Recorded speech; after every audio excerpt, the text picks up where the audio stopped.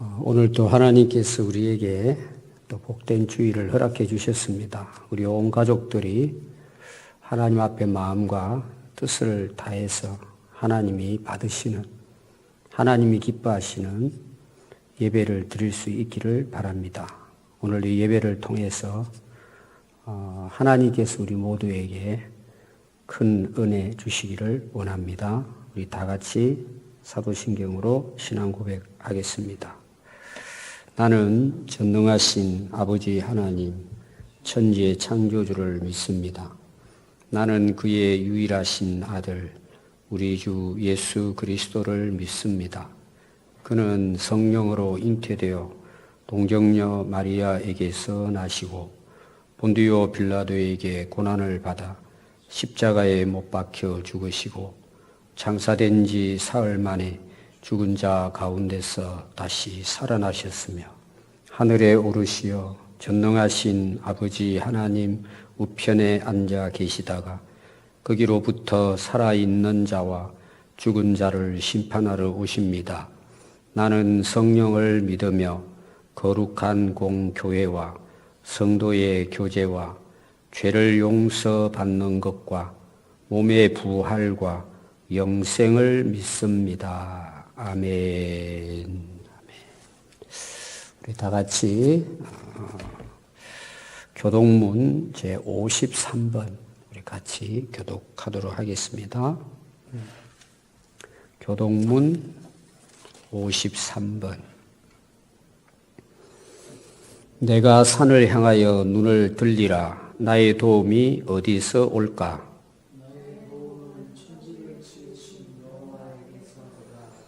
여호와께서 너를 실족하지 아니하게 하시며 너를 지키시는 이가 졸지 아니하시리로다.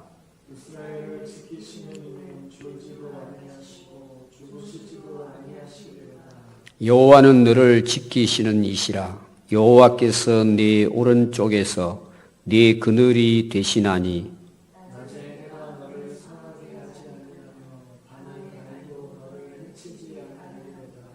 여호와께서 너를 지켜 모든 환난을 면하게 하시며 또 네 영혼을 지키시리로다.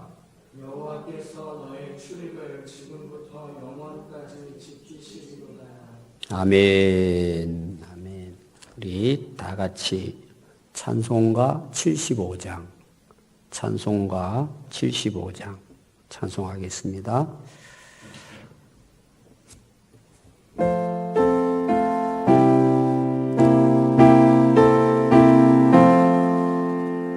주여 우리 무리를 불쌍하게 여기사 크신 복을 주시고 주의 얼굴 뵈소서.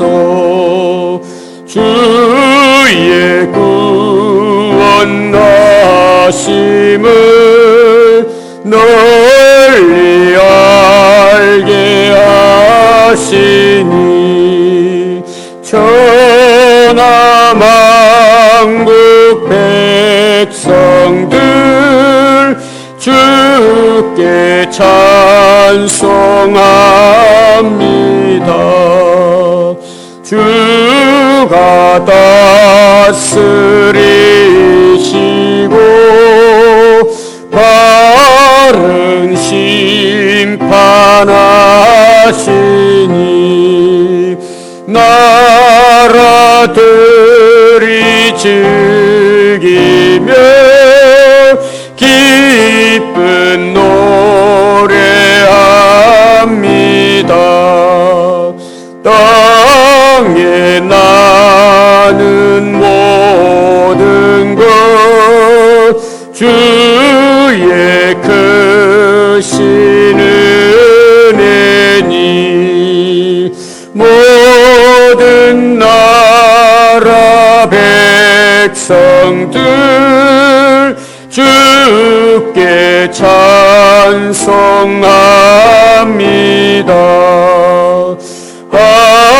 하나님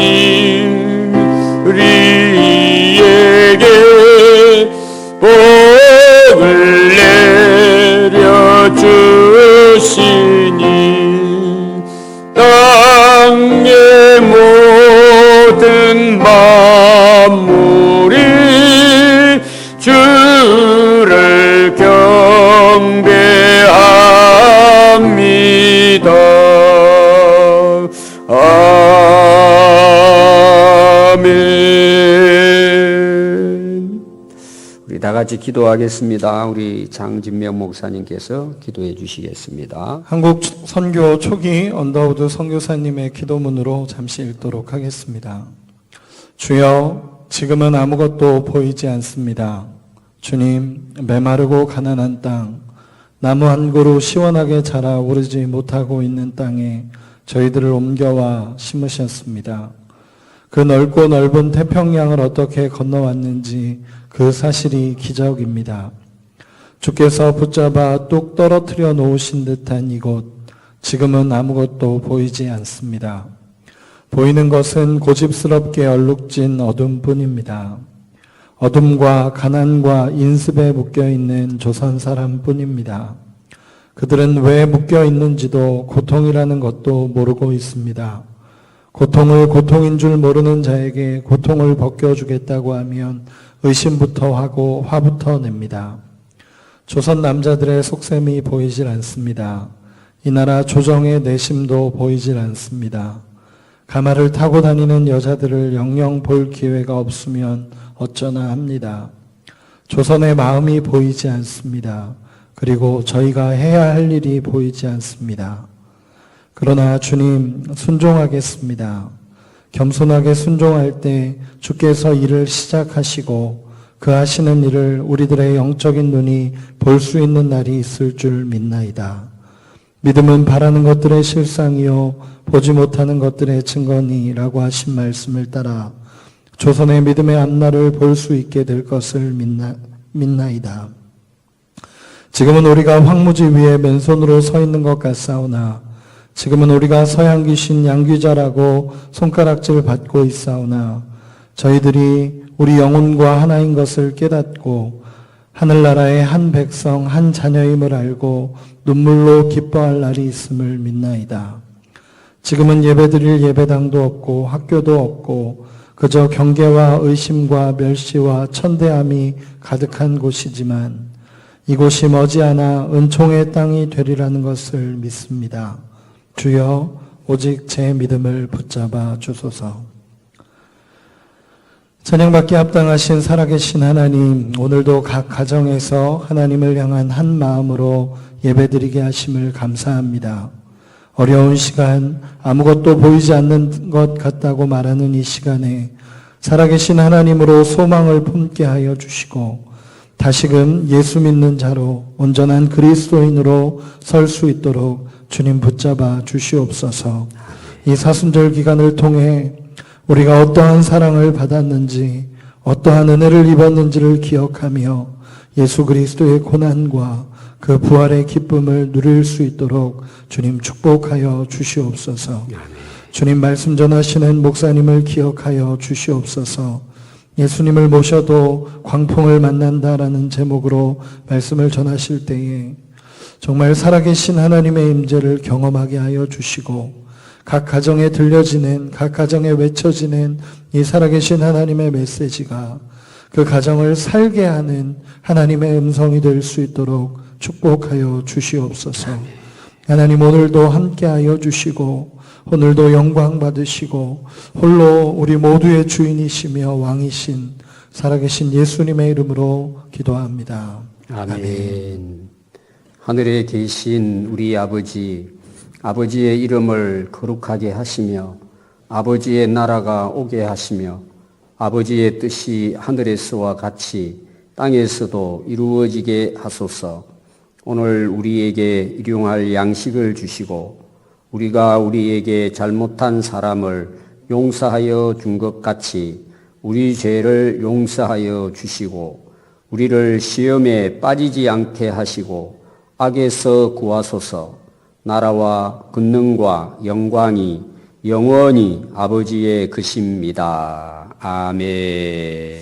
우리 다 같이 하나님의 말씀 같이 찾아 읽겠습니다.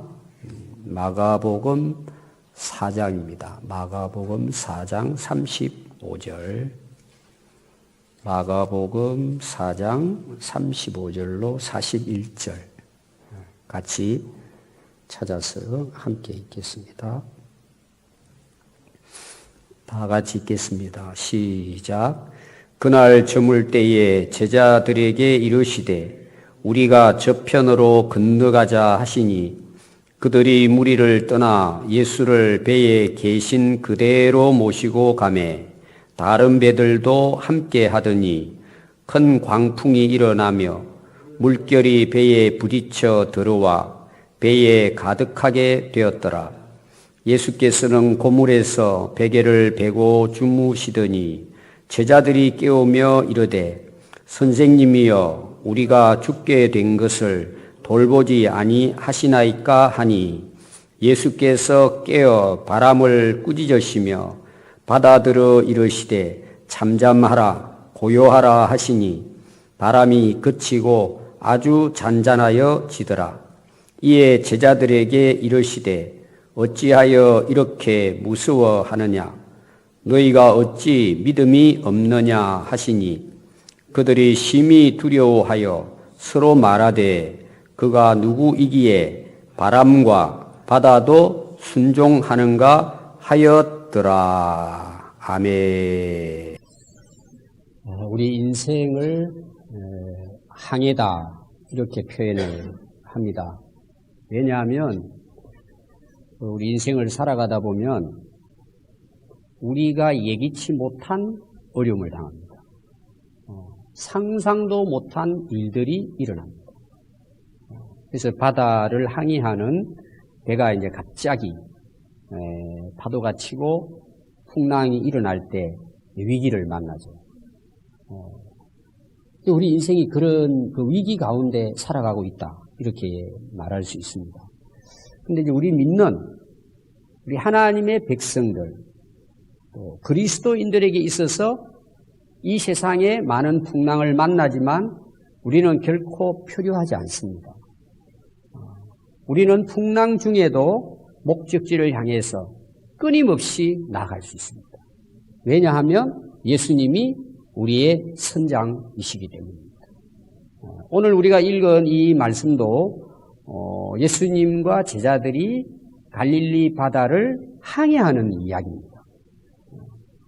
그래서 오늘 그 35절을 보면 언제 예수님이 배를 타고 떠나시느냐 하면 날이 저물 때입니다. 어둑어둑해질 때죠. 밤에 배를 타는 것입니다. 지금부터 2000년 전을 여러분 한번 생각해 보십시오. 한밤중에 그것도 어떤 배일 것 같아요? 고깃배죠. 아주 작은 목선입니다. 그걸 밤에 제자들과 함께 타고 저 건너편으로 가시는 것입니다. 그럼 그날 하루 예수님의 일과는 어떠했을까? 4장 1절에 보면 예수님이 그날 하루 일과가 나와요. 예수님이 해변에 배를 띄워놓고 배 위에 서서 그 바닷가에 앉아있는 무리들에게 말씀을 가르치는 내용이 나옵니다. 하루 시작이 말씀을 전하는 그런 이제 일과였습니다. 하루 종일 바닷가에서 많은 비유로 무리들에게 가르칩니다. 거기 보면 이제 우리가 잘 아는 씨를 뿌리는 비유해서 예수님의 말씀이 나옵니다. 그날 하루 다 가르친 걸 기록한다면 몇 페이지는 나오겠죠. 그래서 간략하게 예수님이 그날 하루 일과는 바닷가에서 많은 사람들에게 하나님의 말씀을 가르쳤다는 것입니다. 근데 이제 해가 어두워집니다. 더 이상 가르칠 수가 없잖아요. 그래서 제자들에게 우리 배를 타고 저 건너편으로 가자. 그리고 이제 배를 타고 갑니다. 근데 36절에 보면 제자들이 무리를 떠나 많이 모여있는 사람들이죠. 그들을 떠나 예수를 배에 계신 그대로 모시고 가매 다른 배들도 함께 하였더라. 예수님이 갈릴리 바다에서 배 위에 서서 말씀을 전하시면서 그냥 그대로 저물 때에 저 건너편으로 배를 타고 가셨다는 것입니다. 제자들 입장에는 어땠을 것 같아요? 지금 이것이 예수님의 사역의 초기입니다. 제자들을 불러놓고 예수님께서 말씀을 전하는 그런 초기에 일어나는 이야기입니다. 제자들 입장에서는 예수님과 함께 배를 타고 가니까 어때요? 기쁘겠죠. 즐겁고, 밤중이라도, 배를 이제 저으면서 예수님과 함께 그, 갈릴리 바다를 이제 건너가는 것입니다. 제자들의 입장에서는 밤에 가든, 낮에 가든, 어둡든 상관없죠. 예수님과 함께 얼마나 즐겁게 그 배를 타고 갔겠습니까? 그들의 입장에서는 영광이죠. 예수님과 함께 배를 타고 간다는 것. 우리 인생을 이제 항해에다가 비유를 하는데 지금 우리 인생도 마찬가지입니다. 각자 우리 인생을 살아가잖아요. 어떤 분은 이제 글을 쓰기를 인생은 1대1의 항해다. 이런 이제 표현도 썼어요. 나 혼자 가는 거죠. 우리가 함께 살아가지만 인생이라고 하는 것은 나 홀로 항해하는 것과 같다. 배 타고 가는 것과 같다. 이렇게 이제 표현을 합니다. 그러면 저와 여러분들이 이 세상에 태어나서 우리가 지금까지 인생을 살아오셨잖아요. 그럼 우리가 어느 한 지점에 지금 와 있을 거예요. 그 지점이 어딘지는 몰라요, 우리가. 태어나서부터 시작해가지고 이제 인생 항해가 시작이 되잖아요. 저와 여러분들이 지금 지나고 있는 지점은 다 다를 것입니다. 근데 중요한 건 뭐냐 하면 우리가 항해를 할 때 중요한 게 뭘 것 같아요? 일단 좋은 배가 있어야 될 거예요. 가능하면 크고 안전하고 든든하고 부수지지 않고 이제 풍랑이 일어나도 침몰하지 않는 좋은 배, 건강한 배 이런 배가 아마 필요할 것입니다. 또 여러분 항해하는 데 있어서 뭐가 중요할 것 같아요? 혼자 가면 힘들잖아요. 함께 하는 사람이 있어야 돼요. 그 함께 하는 사람이 누구냐가 뭐예요? 그 항해가 즐거울 수도 있고 괴로울 수도 있어요. 우리가 되게 여행을 떠날 때 많이 챙기잖아요. 특히 우리나라 사람은 먹을 거 많이 챙기잖아요. 여러 가지 옷도 챙기고 다 챙깁니다. 그 다음에 또 어떻게 해야 돼요? 여행 갈 때 목적지를 정해야죠. 이번에는 저 북유럽이다.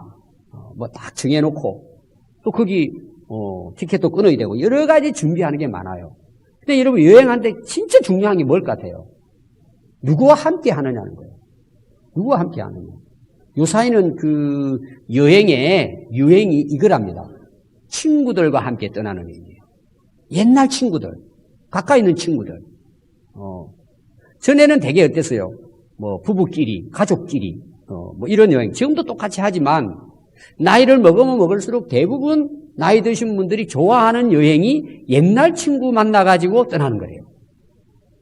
왜냐하면 서로 마음을 열고 어떤 이야기든 주고 나눌 수 있잖아요. 이렇게 가서 목적지를 도착해서 맛있는 거 먹고 구경도 하겠지만 그 정말 좋아하는 마음이 통하는 친구들하고 함께 다니는 그게 굉장히 즐거움이에요. 그러니까 누구와 함께 항해하느냐 굉장히 중요합니다. 그럼 오늘 우리로 말하면 사랑하는 가족들과 함께 또 친한 친구들과 함께 여러 가지 우리가 필요한 부분 중에서 사실은 사람이 중요해요. 근데 우리 인생의 항해에 있어서는 어떤 경우는 사랑하는 가족도 나를 안전하게 항해하는데 책임져 줄 수 없어요. 친구들도 마찬가지예요. 좋은 배도 마찬가지예요. TV에 보니까요, 그 세계적인 베스트 10 해가지고 하는 게 나오더라고요. 그게 뭐가 나왔냐 하면은, 최고로 사람이 자고 생활하는 데 있어서 공간이 가장 비싼 것. 요거는 이제 10부터 시작해요, 쭉. 근데 1번이 나왔더라고요, 1번이. 1번이 뭔 줄 아세요? 요트였어요. 어디 저 중동 지역인가 세계적인 재벌입니다. 근데 얼마의 요트 하나를 만들었냐? 1조 400억이에요. 상상이 안 되잖아요. 근데 그 재료를 봤더니 거의 다 백금이에요, 백금. 녹이 슬지 않는 것. 바닥부터 해가지고. 거의 금으로 둘러싼 거예요. 그리고 보석을 다 안에는 실내 장식을 하고 아무리 그렇지만 1조 400억이면 이 상상을 초월하잖아요. 여러분들 아파트 좀 한 3억짜리 산다고 자랑하면 안 돼요. 그거 가지고 대단한 것처럼. 1조 400억이라니까. 그 배를 띄우고 맨날 배만 타고 다니겠습니까? 1년에 몇 번 타겠어요. 근데 여러분 진짜 중요한 건 배가 아닙니다. 누구와 함께 그 배를 타고 항해하는 것. 우리 인생은 그냥 항해가 즐거운 게 아니에요. 중요한 게 뭐예요? 목적지에 도달해야 돼요. 그럼 여러분 그냥 도달합니까? 풍랑이 일어나잖아요. 파도가 일어나잖아요. 폭우가 막 때리잖아요. 들어닥치잖아요. 그걸 이겨 견뎌내야 되잖아요. 그래서 가장 우리 인생 항해에서 중요한 것은 누구와 함께 하느냐가 중요한데 오늘 우리들에게 있어서 뭐예요? 가장 우리를 안전하게 항해할 수 있도록 해주실 분은 오직 예수 그리스도 그분뿐이십니다. 가장 안전하고 가장 즐겁고 또 뭐예요? 영원한 천국까지 우리를 인도하실 분은 오직 예수 그리스도이십니다. 제자들 입장에서는 뭐예요? 한밤중에 배를 타고 갈지라도 예수님과 함께 가기 때문에 그들은 얼마든지 그 작은 목선이지만 그들은 항해를 할 수 있었습니다. 자, 근데 문제가 생겼어요. 갑자기 큰 광풍이 불어옵니다. 물결이 막 파도가 배를 칩니다. 그리고 그 파도가 배를 덮쳐버렸습니다. 그 작은 목선이 물로 가득 채워졌다 이렇게 나옵니다. 이 말은 뭐냐? 침몰하고 있다는 것입니다. 여러분 그 작은 고깃배가 그 광풍에 그리고 물이 가득 배 안에 찼는데 여러분 그 배가 그냥 항해할 수 있을까요? 침몰하는 것밖에 없어요. 이런 위기 상황을 만납니다. 그럼 제자들 입장에서 한번 보십시오. 예수님과 함께 하루 동안 말씀을 듣고 막 은혜를 받고 또 예수님과 함께 그 한밤중에 배를 타고 이렇게 예수님이 건너가자고 하시니까 그것도 예수님이 의논한 것도 아니고 그냥 배의 말씀을 전하시고 어두워지니까 야, 이 배 타고 우리 저쪽으로 건너가자. 그냥 배에 그냥 타고 계신 그대로 제자들과 함께 그 강을 건넙니다. 여러분들 실제로 갈릴리 바다라 그런데 가보면은 그게 호수거든요. 근데 끝이 안 보여요. 그래서 예수님이 사역했던 게네사렛 그쪽 지역에서 거의 대각선으로 내려갑니다. 아래로. 지금 예수님이 건너가시는 거 꽤 근 거리예요. 먼 거리입니다. 항해를 하고 있는데 갑자기 광풍이 일어나기 시작했습니다. 그럼 제자들 입장에서 보세요. 예수님이 야 우리 건너가자. 그래서 예수님과 함께 배를 타고 지금 건너가고 있어요. 예수님과 함께 하십니다. 그들은 예수님이 말씀하시니까 그들은 대부분 어부들이에요. 그러니까 그 갈릴리 바다를 너무나 잘 알고 있어요. 또 어떻게 보면은 한밤중에는 지금 우리 그냥 전기불 켜고 또 지금 뭐예요? 엔진이 다 있으니까 가면 돼요. 그때는 다 노를 지어가지고 그때는 무슨 여름 불을 켜고 가겠어요. 앞도 안 보이죠. 캄캄하죠. 배는 목선이에요. 크지도 않아요. 밤에 배를 타고 가면 안 되는 거예요. 잘 알아요, 이 제자들은. 그리고 갑자기 풍랑이 일어나는 것도 알아요.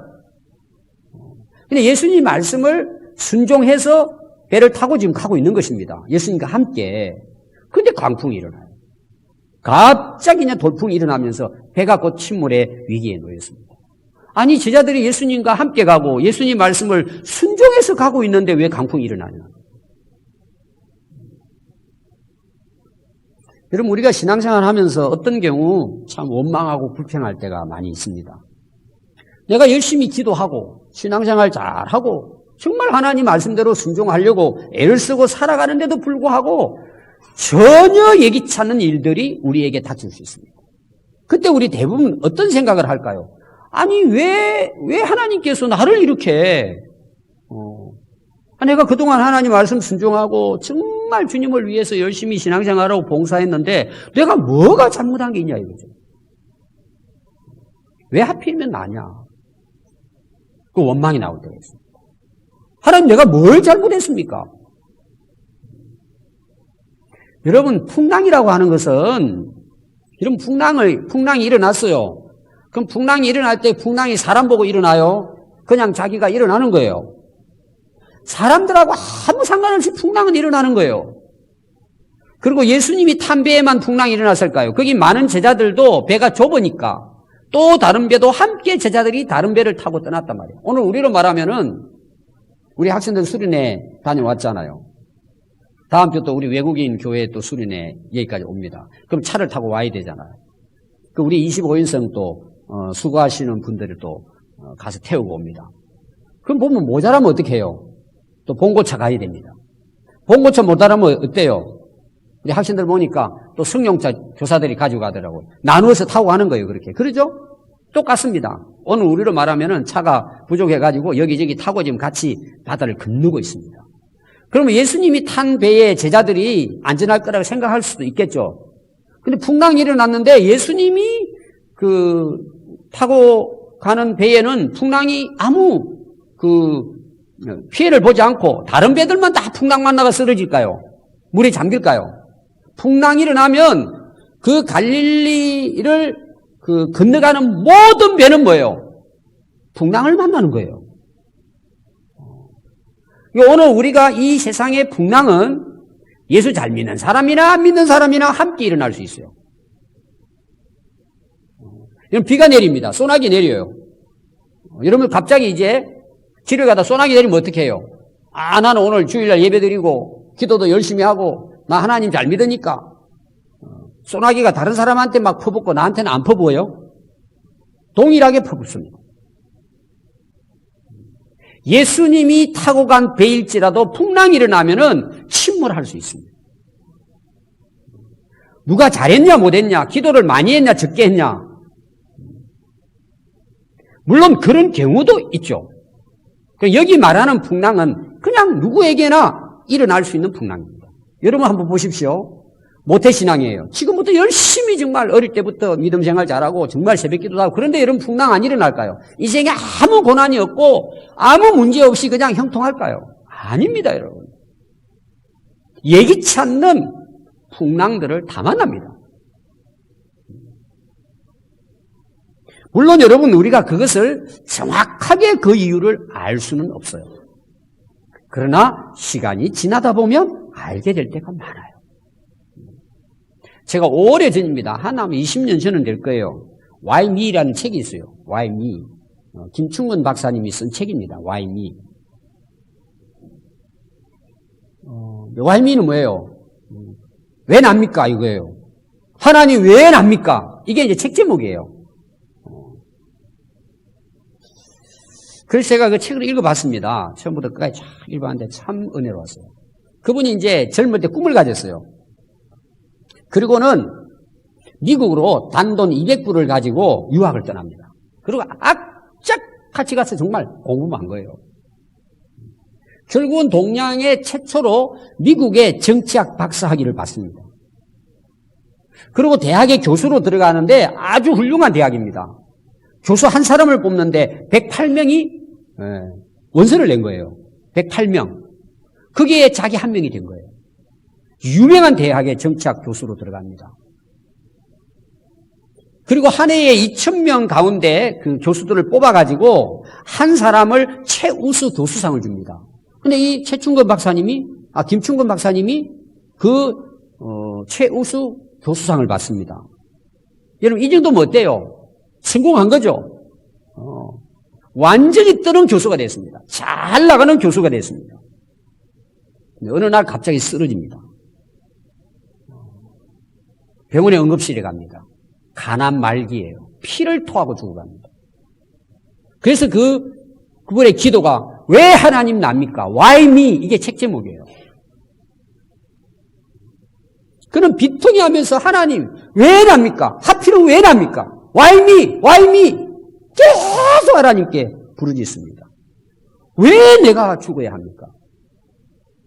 자기 열심히 살아왔는데. 그리고 하나님께 엎드려 기도하면서 은혜를 받습니다. 하나님께서 전적으로 치료해 주십니다. 완치가 됩니다. 그리고 미국의 알래스카 주립대학 교수로 스카웃대에 갑니다. 그 학교에 가서도 최우수상을, 교수 우수상을 받습니다. 그 알래스카는 굉장히 어려운 지역이잖아요. 10년 동안 주지사와 함께 그 경제 국제 무대 특별 고문관으로 거기서 일을 합니다. 대학 교수를 하면서 경제 쪽에 그 주를 위해서 이제 그 일을 감당합니다. 근데 그가 맡은 10년 동안에 이 알래스카 주에서 다른 지역으로 수출을 하는데 300%나 성장해버린 거예요. 엄청난 성장을 하게 됩니다. 그래서 주정부로부터 경제개발 특별상을 또 받습니다. 거기서 끝나지 않습니다. 미국의 전 한인의 크리스찬들을 통해서 단체를 세워가지고 신앙회복 운동을 일으킵니다. 그래서 많은 사람들을 일깨우고 하나님께 돌아오게 하고 신앙을 회복시키는 데 있어서 앞장서는 그런 정말 선한 영향력을 끼치는 인물이 됩니다. 그리고 마지막 그가 또 글을 씁니다. Why me? 하나님 하필이면 나입니까? 하나님 내가 무슨 능력이 있는 것도 아니고 가진 것도 있는 것도 아니고 정말 부족한데 왜 하나님 나입니까? 왜 하나님 나에게 이런 큰 은혜를 주십니까? 왜 납니까 하나님?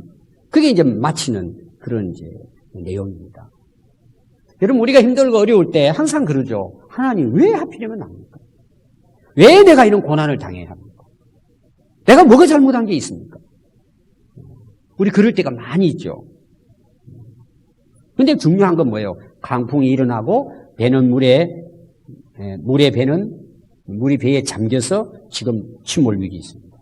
근데 그때 예수님은 어떻게 하고 계세요? 38절 보니까 예수께서는 곶물에서 베개를 베고 주무시더니 아니 지금 배가 물에 다 가득해서 잠겨가는데 예수님은 곶물은 그 배 뒤편에 제일 높은 곳을 이야기해요. 예수님이 거기에 베개를 가지고 가셨는지 하여튼 베개를 베고 거기서 죽으십니다. 그래서 제자들이 예수님을 깨웁니다. 선생님, 우리 다 죽게 생겼는데 좀 우리를 도와주든지 돌보주십시오 하고 가서 깨웁니다. 누가복음에 보면 이렇게 나와요. 예수님이 잠이 든지라. 분명하게 기록해요. 예수님이 잠이 드셨다 이렇게 나옵니다. 왜 잠이 들으실 것 같아요? 왜 잠이 들었을 것 같아요? 자, 아침부터 뭐 했다 그랬죠? 말씀을 가르친 거예요. 그것도 뭐예요? 지금처럼 강당이 있습니까? 예배당이 있습니까? 해변가에서 마이크가 있습니까? 스피커가 있습니까? 그럼 얼마나 외쳐야 돼요? 바다의 파도 소리는 나고 운치는 있지만 뭐예요? 소리가 들려야죠. 그럼 여러분 그냥 말씀을 전했겠습니까? 저는 외쳤다고 봐요. 고함을 지른 거죠. 여러분 힘든 노동 중에 하나가 뭔지 아세요? 말하는 거예요. 사람 만나는 거예요. 쉽지 않아요, 여러분. 진이 다 빠져요. 하루 내 그것도 여러분 예수님이 그냥 쉬어가면서 했을 것 같아요. 막 진짜 힘을 다해서 전했을 것 같아요. 열정적으로 전하셨겠죠. 그럼 어떻게 돼요? 해질 무렵 되니까 듣는 사람도 피곤하겠죠. 예수님도 지친 거죠. 야, 배 건너서 좀 쉬자. 또 저쪽 가서 사회하자. 그곳을 떠나신 거예요. 그럼 여러분 그렇게 하고 이제 예수님이 배를 타셨어요. 피곤하시니까 어때요? 저 배 뒷머리 가서 누우셨겠죠. 누우시면 어떻게 될 것 같아요? 피곤이 몰려오겠죠. 골아 떨어지신 거죠. 어떤 분들은 이제 이 주석을 보면은 자는 척 했다. 어떻게 하는지 두고 보자. 이렇게 생각할 수는 있어요. 그러나 전체적으로 봤을 때 예수님은 잠에 깊이 들었습니다. 왜 그걸 알죠? 지금 강풍이 일어나가지고 물이 배에 가득 들어왔음에도 불구하고 뭐예요? 잠자고 계셨다는 내용이에요. 얼마나 피곤하셨으면 이게 이제 예수님이 인간의 모습으로 오시고 육체로 오셨다는 것을 우리에게 보여주는 거예요. 여러분 예수님을 이해를 잘 하셔야 돼요. 예수님은 인간의 몸을 입고 오셨지만 하나님이세요. 신성과 인성을 함께 가지고 계신 분이에요. 예수님은 슬프다 하시고 괴로워다 하시고 배고파다 하시고 목말라 하시고 육신을 가지고 오셨기 때문에 예수님은 피곤하셔서 잠들게 되셨다. 이렇게 볼 수 있습니다. 여러분 예수님이 그 배를 탔는데도 그 배가 침몰 위기를 만납니다. 그럼 여러분 안 믿는 사람하고 믿는 사람하고 인생의 그런 그 고난, 그런 풍랑이 닥쳤을 때 똑같을까라는 거예요. 그게 차이가 있는 거예요. 똑같이 인생의 항해를 하고 똑같이 풍랑을 당하지만 예수님을 믿는 사람하고 자기 믿는 사람하고는 그때 이제 구별이 되는 거예요. 그럼 어떤 구별이 될 것 같아요? 보통 사람들은 절망합니다. 남을 탓하고 원망하고 평소 때 하나님을 안 믿는 사람들을 또 하늘하게 삿대질을 합니다. 당신 살아있으면 말해보라고. 하나님이 어디 계시냐고 원망하고 불평하다 쓰러집니다. 근데 예수님을 진정으로 믿는 사람은 어떨까요? 풍랑 가운데에서도 뭐 두렵겠죠. 제자들도 뭐 두려워했잖아요. 예수님을 찾는다는 거죠. 예수님을 깨운다는 거죠. 예수님의 도움을 구하고 예수님께 기도한다는 거죠. 위기를 만났을 때. 이게 차이예요. 그래서 어떤 결과를 가져올까요? 그 광풍과 인생의 풍랑을 극복하고 이겨내고 다시 인생을 시작할 수 있다. 이게 믿음의 사람의 차이입니다. 여러분 요셉 한번 보십시오. 젊었을 때에 하나님께서 비전을 줍니다. 꿈을 꾸게 해요. 그러면 그때부터 이게 일사천리로 잘 나가야 되잖아요. 그때부터 고난이 시작합니다. 뭐 이루 말할 수 없는 고난이 찾아옵니다. 완전히 인생 그냥 바닥 계속 바닥. 나중에는 감옥까지 가서 이제 감옥에서 그냥 죽다가 인생 끝나야 됩니다. 근데 여러분 잘 보십시오. 그곳에도 하나님이 요셉과 함께 하셨다는 내용이 나와요. 그 풍랑 중에서도 위기 중에서도 하나님이 은혜를 베푸셨다는 말씀이 나와요. 그런 풍랑과 위기 중에서 요셉이 끝까지 하나님을 의지하고 하나님 앞에서 경건하고 거룩하게 살았다는 거예요. 변함이 없었다는 거예요. 결론이 어떻게 될까요? 그 위기와 풍랑을 이겨냅니다. 뭘로 이겨내요? 하나님의 은혜로 이겨내는 거예요. 그리고 결국은 하나님께서는 요셉을 들어서 하나님이 보여준 비전을 이루시는 거예요. 하나님이 영광을 받으시는 그런 역사가 일어납니다. 오늘 우리도 마찬가지입니다. 여러분 상상할 수 없는 위기가 순간순간 찾아옵니다. 우리는 뭐예요? 주님이 있기 때문에 그걸 이겨낼 수 있는 거예요. 아멘. 그리고 그걸 통해서 뭐예요? 다시 일어나서 하나님의 영광을 드러내는 사람이 되는 거예요. 그런 걸 통해서 뭐예요? 요셉이 총리가 되듯이 꼭 그런 지위만 아니라 그런 능력을 갖추게 되는 거죠. 그래서 예수님께서 제자들이 깨우니까 일어나서 바람을 꾸짖고 잠잠하게 합니다. 여러분 예수님은 하나님이십니다. 이 세상 만물을 창조하신 분입니다. 하나님의 아들이실 뿐만 아니라 인류를 구원하러 오신 메시아이십니다. 그래서 하나님은 예수님을 통해서 인류를 구원하기를 원하셨고 그거를 완성하러 오신 분이 예수 그리스도이십니다. 그리고 예수 그리스도께서는 세상 만물을 창조하셨을 뿐만 아니라 또한 뭐예요? 다스리시는 전능하신 분이십니다. 이걸 보여주는 거예요. 그래서 제자들이 이런 마지막 보면은 아니 그가 누구에게 바람과 바다도 순종하는가? 예수님의 신성의 부분이죠. 하나님이심을 드러내는 것입니다.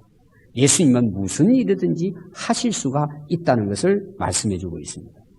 그리고 제자들에게 예수님이 두 가지를 꾸짖습니다. 제자들에게 이르시되 어찌하여 이렇게 무서워하느냐? 두 번째는 뭐예요? 너희 어찌 믿음이 없느냐? 자, 먼저 무서워한다는 내용이 나옵니다. 왜 무서워했을 것 같아요? 믿음이 없으니까 무서워하는 거죠. 예수님이 그들과 함께 배에 타고 계심에도 불구하고 그 예수님에 대한 뭐예요? 믿음이 없는 거예요. 두려워하죠. 무서워할 수밖에 없습니다. 제가요, 한 20년 전 이야기입니다. 지금은 이제 그 육지가 돼서 차를 타고 가지만 문여도 교회에 제 후배가 목회를 했어요. 그래서 오셔서 붕해를 인도해 달라 그래서 20년도 전에 이제 제가 붕해를 여기 여객선을 타고 문여도 교회에 갔어요. 그래서 한 주간 이제 붕해를 마쳐 금요일 날 아침에 나왔습니다. 나오는데 이제 비가 오고 바람이 불어가지고 여객선이 안 뜨는 거예요. 그리고 이제 저는 나와가지고 이제 주일날 언제까지 있어야 될지 모르잖아요. 어떻게 해야 되냐 그랬더니 그 목사님이 또 근사님의 남편이 고깃배를 하는 분이 있었어요. 여러분 조그마한 보트 좀 넓적한 거 있잖아요. 이런 뭐 김하고 할 때 이제 그 하는 거 있어요. 그 전화를 하더니 그분이 태워주겠대요. 군산으로는 좀 뭐 머니까 부안 쪽으로 해서 좀 갑시다. 그랬더니 또 저뿐만 아니라 여객선이 안 나오니까 또 시내 나갈 사람들이 또 기다리고 있더라고요. 그 목사님 이거 타고 나갑시다. 그래서 제가 이제 탔어요. 처음 타보는 거예요, 그런 배를. 그냥 풍랑이 아니고 파도가 치는데 큰 파도도 아니에요. 이게 막 올라갔다 내려갔다 하는데요. 멀미가 나올 것 같더라고. 근데 그날따라 이제 바람이 많이 불었으니까 여객선도 안 왔잖아요. 안개까지 끼운 거예요. 제가 안개가 왜 무섭다는 걸 알았어요, 그때. 그래서 근사님 남편이 그러시더라고. 목사님 제일 무서운 게 안개예요. 안개면 안 보이잖아요. 그때 뭐 조그마한 보트에 뭐 이런 뭐 내비게이션이 있겠습니까? 감으로 가네, 감으로.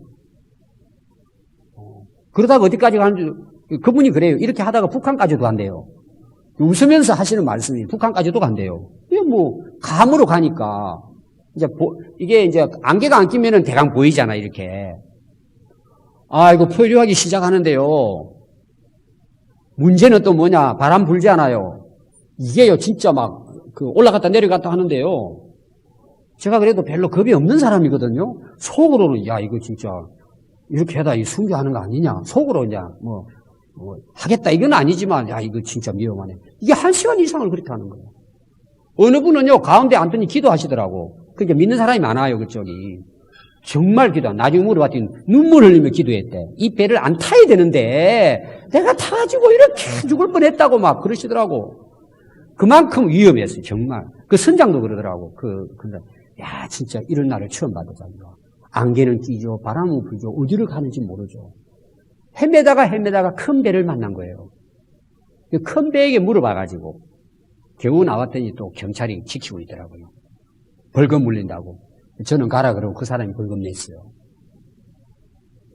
그래서 그때 제가 이 섬에 목회하는 목회자들의 그 마음을 이해한 거예요. 그 사모님도 같이 탔거든요. 저는 목사님, 처음 와서 죽는 줄 알았대요. 처음 타보니까.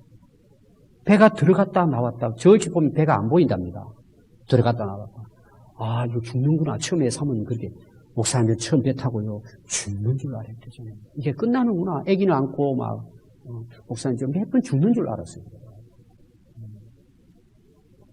여러분 이야기가 뭐예요? 우리 인생 살아가는 데 있어서 여러분 풍랑이 오면 다 두렵습니다. 무서워요. 힘들어요. 야, 이게 이제 끝장 아니냐? 여러 생각이 다 들어요. 여러분, 그때 뭐예요? 우리의 믿음이 드러나는 거예요. 내가 진짜 하나님을 믿느냐, 예수님을 믿느냐, 의지하고 사느냐. 여러분, 위기를 당해봐야 그 사람의 진짜 믿음을 알 수 있습니다. 그럼 제자들이 어떻게 하죠? 두려워한 것뿐만 아니라 뭐라 그래요? 우리 다 죽게 생겼다는 거죠. 이제 다 죽었다. 끝났다, 이제. 예수님이 하신 말씀 뭐예요? 너 어떻게 믿음이 없느냐? 그래서 마태가, 누가가 기록한 걸 보면요. 마태는 이렇게 이야기했어요. 예수님이 그 하신 말씀을, 똑같은 말씀을 들었는데, 이렇게 표현을 했어요. 어찌 믿음이 없느냐? 마가는 그렇게 이야기하죠. 근데 마태는 믿음이 작은 자들아. 누가는 너희 믿음이 어디 있느냐? 자, 봐요. 다 풍랑이 왔을 때 나타나는 게 뭐냐? 믿음이에요. 믿음이 있느냐, 없느냐, 크냐, 적으냐. 믿음을 어디다 뒀냐? 이게 풍랑과 고난과 위기가 찾아오면 그 사람 믿음이 딱 드러나는 거예요.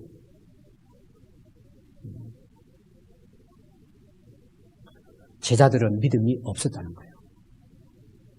그래서 뭐라고 그들이 고백해요? 자기들은 죽었다고 말한 거예요. 예수님 죽게 생겼습니다. 결론은 죽었어요, 안 죽었어요? 위대한 사도로 평생을 쓰임받잖아요, 결국은. 근데 그들의 입장에서는 믿음이 없으니까 뭐예요? 여기서 우리 끝장이다. 예수님 따라서 여기까지 왔다가 이제 죽는다. 그러나 그들은 죽지 않았죠. 위대한 사도로 하나님 앞에 평생을 쓰임받다가 갔습니다. 여러분, 우리가 예수님을 모시고 살아도 풍랑은 찾아옵니다. 여러분들 지금 인생에 풍랑을 맞이하신 분도 있을 것입니다. 크고 작은 풍랑이 있을 것입니다. 그래서 여러분들이 왜 납니까? 왜 나는 이렇게 살아야 되느냐? 원망할 수도 있습니다. 저는 제자들이 이렇게 생각했을 수도 있겠다. 오늘 우리도 마찬가지예요. 아니, 왜 하나님께서 살아계시는데 미리 풍랑이 일어나지 않게 막아줄 수 있지 않냐는 거예요. 그렇잖아요. 또 이렇게 생각할 수 있어요. 아니, 물이 배에 가득 차기 전에 좀 일어나셔서 해결해 주시면 되잖아요. 왜 미리 좀 안 막아주시냐 이거죠. 근데 예수님 뭐 하고 계셔요? 베개 베시고 잠에 빠져 계셔요. 제자들은 다 죽게 생겼는데. 아니, 미리 좀 해결해 주시면 안 됩니까? 예수님이 그와 함께 계시는데. 여러분 생각해봐요. 그런 경우 많이 해요, 여러분들이. 우리는 다 평평한 인생을 살라 그래요. 고생 안 하려 그래요. 힘든 거 안 하려 그래요. 그냥 편안하게, 항상 형통하게 살기를 다 원해요. 그럼 여러분 한번 생각해 보세요. 우리에게 아무 문제 없이, 풍랑 없이, 위기 없이, 어려움 없이 평탄한 길로만 우리를 하나님께서 인도해 주신다면 우리가 어떻게 살 것 같아요? 하나님 안 믿는 사람 꽤 많을 거예요. 교회 안 오는 사람 꽤 많을 거예요. 기도 않는 사람 태반일 거예요. 교회를 다니도 형식적으로 다니는 거죠. 예수님과 상관없이 삽니다. 하나님의 은혜를 모릅니다. 내 능력으로, 내 힘으로 내가 잘나서 잘 살고 있다는 착각에 빠져 교만하고 오만하고 자만하게 삽니다. 한번 보십시오, 여러분. 제 친구의 아내가 2번을 죽었다 살아났습니다. 2달 전에도 저희 집 왔다 갔어요, 부부가.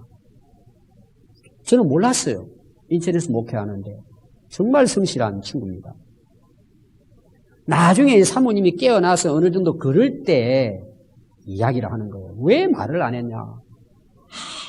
아무개도 말 않고 죽었다가 2번 장사 지낼래 했다 살아났다는 거예요. 그래서 이런 말을 했어요. 죽음의 문턱을 몇 번 넘어보면 자기가 바뀐다는 거예요. 제가 이야기를 듣는데 막 눈물 나서 사모님 지금 한 80% 돌아왔어요. 완전히 어린애가 돼버렸어요. 여러분, 우리 신앙이요, 고난을 경험하고 풍랑을 경험한 사람의 신앙하고 그냥 어려움 없이 평탄하게 살아가는 사람하고 여러분 삶의 자세가 달라요. 신앙의 자세가 달라요. 마음의 상태가 달라요.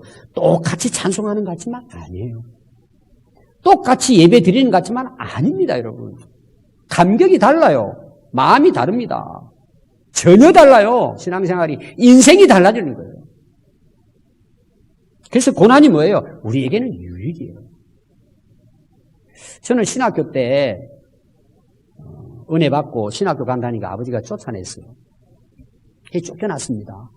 그럼 아무것도 없잖아요. 지금도 제가 그림을 그릴 수 있어요. 그때 집에서 쫓겨나는 상황을. 라면 박스에 옷 몇 개 넣고 책 넣고 몰래 집을 이제 도망쳐 나온 거죠. 제가 살려고. 문제는 뭐냐? 등록금이 없잖아요. 밥값이 없잖아요. 책값이 없잖아요. 집사비가 없잖아요. 아무것도 없는 거예요. 그래서 저는 등록금을 제대로 제때 내본 적이 한 번도 없어요. 되게 이제 그때 당시 신학교에서는 후기 등록이 있어요. 한 달 후까지 한 달 연장해 주는 거예요. 그러니까 학교에는 등록을 강의를 못 듣는 거예요. 한 달 동안. 그 안 되면 이제 뭐예요? 퇴학 당하는 거예요. 저는 거의 대부분 후기 등록을 했어요. 그 어느 날 제가 기도하면서 제가 얼마나 많이 기도했을 것 같아요. 지금 이제 등록 오늘 예를 들어서 가을 학기면은 8월 말까지다. 그럼 이게 날짜는 다가오는데 일정도 없네요. 얼마나 기도했을 것 같아요. 근데 넘겨버려요. 9월 말쯤 돼가지고 하루 이틀 되면 기미가 좀 보여요. 그리고 등록하는 그날 어떻게 맞춰져요. 그렇게 해서 제가 졸업을 했어요. 그래서 제가 하나님 기도하면서 이런 기도를 했어요. 하나님, 한 달 후에 등록하게 해주시나, 한 달 전에 해주시나, 그 하나님 못하십니까, 그걸. 제가 이제 웃으면서 기도는 그렇게 하는 거죠. 아니, 왜 사람을 그렇게 진을 빼냐고. 어차피 등록하게 학교 졸업하게 시키려면 좀 편안하게 좀 이렇게 딱 8월 말 되면은 딱 이렇게 해주시면 얼마나 좋으십니까? 하나님 답이 없으시더라고요. 여러분 그때 제 심정을 하면 여러분들은 이해 못할 거예요. 제가 졸업하면서 많이 울었어요. 막 슬퍼서 우는 게 아니라 너무 감격스럽잖아요. 한 학기 한 학기 할 때마다 위기예요. 이게 뭐 아무것도 집안에서는 뭐 가면 죽인다 그러고 뭐 아는 사람도 없고 우리 집안에 믿는 사람도 한 사람도 없어요. 누구한테 뭐 할 게 없어요. 근데 제가 학기를 다 등록하고 졸업했잖아요. 제가 여기 있잖아요. 여러분 밥값이 없어가지고요. 보통 하루 이틀 굶는 거예요. 저는 그건 괜찮아. 굶으면 되니까. 근데 이게 등록금을 안 내면 이게 아무것도 못하잖아요. 대학 안 다니고 지금까지 있는 거예요. 제가 또 합격은 했는데요. 등록금을 못 내가지고 떨어졌어요, 처음에. 오늘까지 등록해야 되는데, 등록금이 어디 있어요, 기도만 하는데. 그날 저녁에 장로님이 왜 너 나한테 이야기 안 했냐. 그리고 등록금 주시길래 다음날 붙였더니 빠꾸대 돌아왔어요. 다른 사람이 다 등록해 끝났다고, 당신 퇴학이라고, 못 온다고 그러고. 그래도 학교 가가지고 아는 분 통해가지고 사정사정 했더니 청강생으로 공부하라 그러더라고. 목사 안수는 받게 해줄 테니까. 할렐루야, 감사합니다. 청강생으로 공부해가지고 목사 된 사람입니다, 지금. 지금 생각해보니까요. 야, 그게 얼마나 큰 은혜인지. 저는 그 위기를 경험했기 때문에 목회하는 게 늘 재미있는 거예요. 여러분, 아멘 안 하시네요. 농촌에 가서도 제가 중국 다니고 여러분 성교지 다니잖아요. 지금은 많이 좋아졌습니다. 에피소드가 보통 많은 게 아니에요. 그래도 저는 재밌어요. 먹는 거 투정내보니까 한 번도 없어요. 우리 집사람한테 물어보세요. 밥 먹으면 되고 잘 곳 있으면 되고 일할 곳 있으면 감사한 거예요. 저 개척했잖아요. 28년 동안. 너무 재밌어요. 참 여러분 그 위기를 통해서 하나님 만나주시는 거예요. 체감하게 하는 거예요. 체감하게. 하나님을. 여러분 우리에게 다가오는 풍랑은 다 하나님 편에서는 이유가 있어요. 하나님의 선한 계획이 있어요. 원망하고 불평할 게 아니에요. 하나님을 만나는 지점이에요. 아멘. 하나님은 전능하신 분이에요.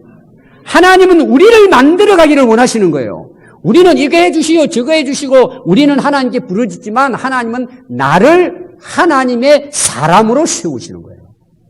그거 되면 다 되는 거예요. 아멘. 자, 마지막 여러분 풍랑 이기는 방법이에요. 마태복음 14장 보면은 베드로가 예수님이 이제 바다 위를 걸어오시니까 예수님 저도 걸어가게 해주세요. 그래 너 걸어와라. 예수님 바라보고 바다를 걷습니다. 베드로가. 근데 막 파도가 쳐오잖아요.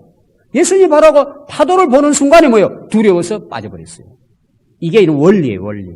우리 인생 살아가면 크고 작은 풍랑이 있어요. 위기 찾아옵니다. 여러분 절대 우리는 풍랑과 싸워서는 100% 실패해요. 풍랑은 절대 우리가 이길 수 없어요. 우리는 풍랑과 싸우는 게 아니에요. 자기와의 싸움. 여러분 풍랑 원망하고 탓한다고 문제 해결되지 않아요. 그럼 더 좌절해요. 내 마음에 일어나는 풍랑을 이겨야 돼요. 내 믿음이 흔들리는 것을 여러분들이 이겨내야 돼요. 어떻게 이겨내요? 끝까지 예수님 바라보는 거예요. 끝까지 예수님을 생각하고 예수님 말씀을 붙들고 예수님께 내 마음이 사로잡혀야 돼요. 풍랑의 마음이 사로잡히면 풍랑에게 먹혀버려요. 인생 끝나는 거예요. 여러분 믿음이 뭘까요? 풍랑이 일어나도 풍랑에 사로잡히지 않는 거예요. 예수님께 사로잡히는 거예요. 말씀에 사로잡히는 거예요. 그러면 이겨내는 거예요. 얼마든지 이길 수 있는 거예요. 지금 여러분들은 무엇에 사로잡혀 있습니까? 풍랑이 문제가 아니에요. 어디에 사로잡힙니까? 여러분 예수님께 사로잡히시기를 바라요. 예수님만 생각하세요. 예수님만 바라보고 달리세요. 풍랑은 저절로 잔잔해져요. 예수님이 우리와 함께 하시기 때문에 우리 아무것도 없어도 주님이 내 항해에 함께 하시면 그것이 인생의 답이에요. 예수님이 우리의 영원한 선장이세요. 두려워할 거 없어요. 오늘도 우리가 주님 바라보고 풍랑 중에서도 여러분 당당하게 믿음으로 승리할 수 있기를 바랍니다. 오늘 우리가 이 말씀을 다시 한번 또 마음에 새기고 우리가 다시 한번 결단하는 시간이 되었으면 합니다. 같이 한번 통성으로 함께 기도하도록 하겠습니다. 하나님 우리 아버지, 우리 인생길 아무도 내일을 알지 못합니다. 우리가 살아가는 동안에 우리가 생각지도 못하고 상상하지도 못하는 많은 어려운 또 시련을 겪습니다. 인생의 강풍이 휘몰아칠 때도 있습니다. 그러나 우리가 두려워하지 않는 것은 오늘도 주님이 우리와 함께 하시고 우리의 인생길을 앞서가시며 인도하심을 믿기 때문입니다. 오늘도 우리에게 하나님 큰 믿음을 주시고 우리가 어떤 환경, 어떤 상황 중에 있다 할지라도 주님만 바라보고 믿음으로 달려가는 승리의 인생 되도록 하나님 붙들어 주시옵소서. 이 나라 이 민족을 긍휼히 여겨 주시옵소서. 한국 교회를 새롭게 하여 주시옵소서. 우리 성도들이 진정으로 예수님을 마음 중심에 모시고 예수님을 우리 인생의 주인으로 삼고 또 우리 가정이 예수님을 가정의 왕으로 주인으로 모시고 그 왕의 다스림을 받음으로 우리의 가정이 하나님의 나라가 되게 해주시고 복되고 아름다운, 그래서 세상의 빛이 되고 소금이 되는 복된 가정, 또 우리 한 사람 한 사람 되도록 은혜를 베풀어 주시옵소서. 오늘도 우리가 함께 모여 예배하며 하나님 앞에 기도하오니 긍휼을 베풀어 주시옵소서. 우리를 새롭게 하여 주시옵소서. 특별히 세계 방방곡곡 코로나 바이러스로 죽어가는 불쌍한 생명들, 또 그 나라 환경들을 주님 긍휼을 베푸시고 회복시켜 주시고 오히려 이 아픔과 큰 풍랑들이 하나님의 나라를 세우고 하나님을 영화롭게 하고 하나님 품으로 돌아오는 복된 기회가 되도록 은혜를 베풀어 주시옵소서. 하나님 아버지, 오늘 우리의 예배를 받아주시고 영광 받으시옵소서. 감사와 영광을 하나님께 올려드리며 예수 그리스도의 이름으로 기도드리옵나이다. 아멘. 우리 다 같이 찬송가 430장 찬송 부르겠습니다. 430장입니다.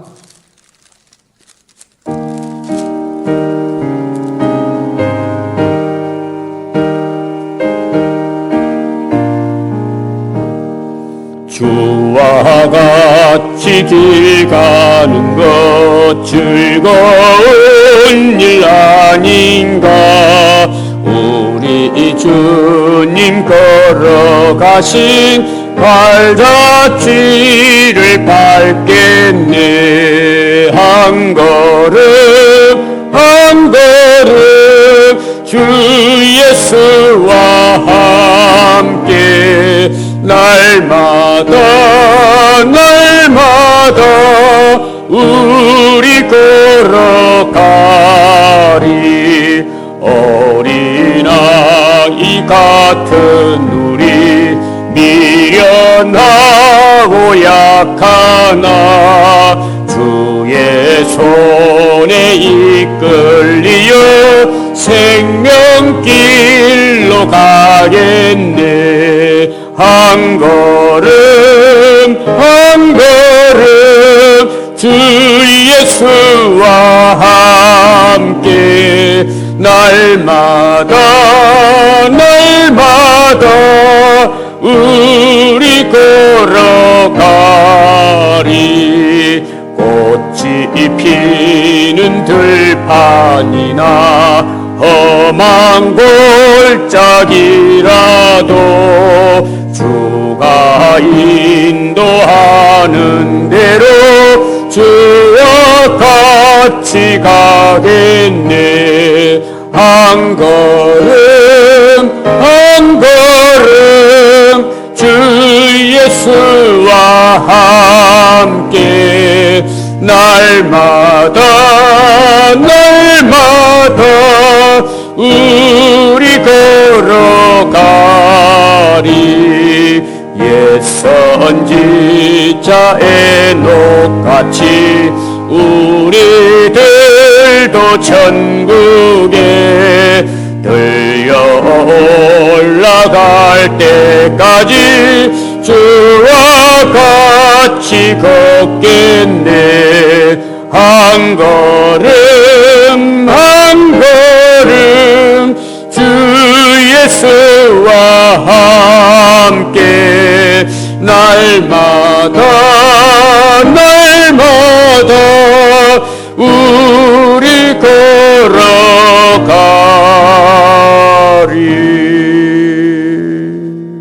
아멘, 아멘. 이어서 교회 소식 전해드리도록 하겠습니다. 여러분 한 주간 또 하나님의 은혜로 여러분 잘 지내오신 줄 믿습니다. 오늘도 우리가 하나님 앞에 또 가정에서 우리 가족들과 함께 예배를 드렸습니다. 속히 예배가 또 우리가 함께 예배당에 모여서 우리 같이 예배할 수 있도록 여러분들 항상 기도에 힘써 주시기 바랍니다. 그리고 특별히 이번 한 주간은 우리 온 성도들 모여서 새벽에 모여서 기도하겠습니다. 여러분들이 일찍 좀 주무시고 가족들 함께 특별히 한 주간 이 모든 코로나 바이러스 문제가 하나님의 은혜로 잘 해결되도록 함께 기도할 수 있기를 바랍니다. 우리 장로님들 꼭 나오세요. 우리 권사님들도 마찬가지예요. 집사님들도 가족들 함께 나와서 꼭 여러분들이 합심해서 기도할 수 있기를 바랍니다. 이런 어려운 위기는 하나님이 해결해 주셔야 됩니다. 우리 살아가는 모든 인생도 마찬가지입니다. 그래서 여러분들이 평일날 언제든지 시간 되는 분들은 또 낮이고 밤이고 여러분 예배당 와서 개인적으로 가족별로 꼭 여러분 나오셔서 기도에 힘써 주시고 또 여러분 새벽에 나오시면 자리도 넉넉하기 때문에 충분한 거리를 두고 여러분 지정석을 만들어 놨습니다. 그래서 꼭 나오셔서 우리가 날씨도 아주 좋아요. 기도하기 좋은 계절입니다.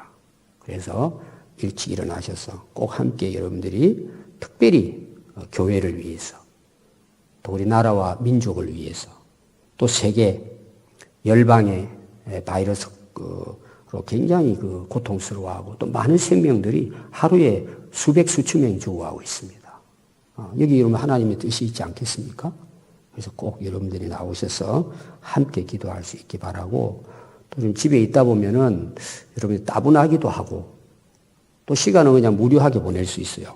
그래서 꼭 여러분들이 성경 필사 여러분 하시기 바라고 혹시 다 끝나신 분들은 아예 여러분들이 1년 동안 가족들이 한번 신구약 성경 필사할 수 있는 또 기회가 됐으면 좋겠어요. 원하는 분들은 여러분 교회에 필사 노트를 신청하면 교회에서 여러분들에게 제공하도록 하겠습니다.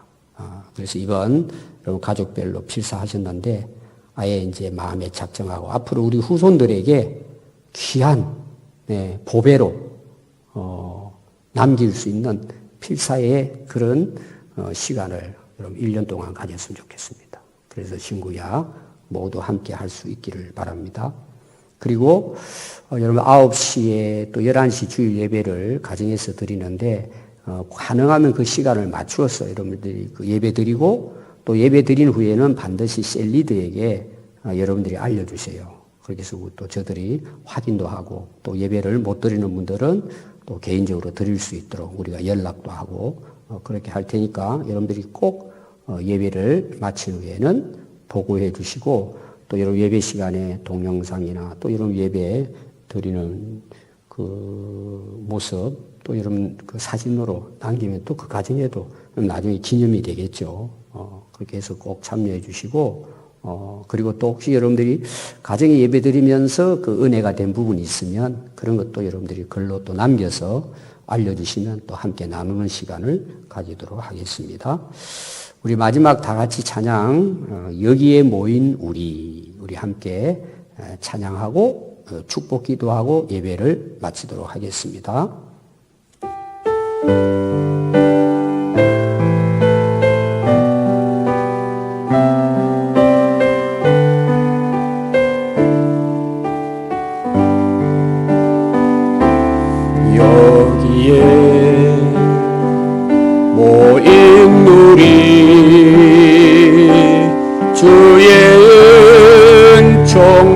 받은 자여라. 주께서 이 자리에 함께 계심을 아노라. 언제나 주님만을 찬양하며 따라가리니 시험을 당할 때도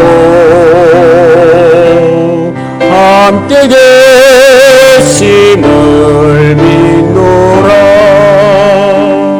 이 믿음 더욱 굳세라. 주가 지켜주신다.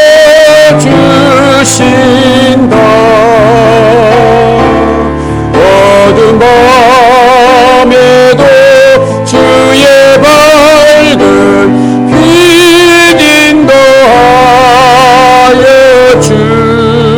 주신다. 아멘. 같이 기도하겠습니다. 지금은 우리를 모든 죄와 사망에서 구원하여 주신 예수 그리스도의 은혜와 우리를 변함없이 오늘 여기까지 함께 하시고 인도하신 하나님 아버지의 크신 사랑하심과 성령 하나님께서 오늘 또 우리에게 말씀하시고 깨닫게 하시고 인도하시는 은혜가 오늘 예배하는 우리 온 가족들, 우리 모든 성도들 이 나라 위에 영원토록 함께 하시기를 간절히 축원하옵나이다. 아멘.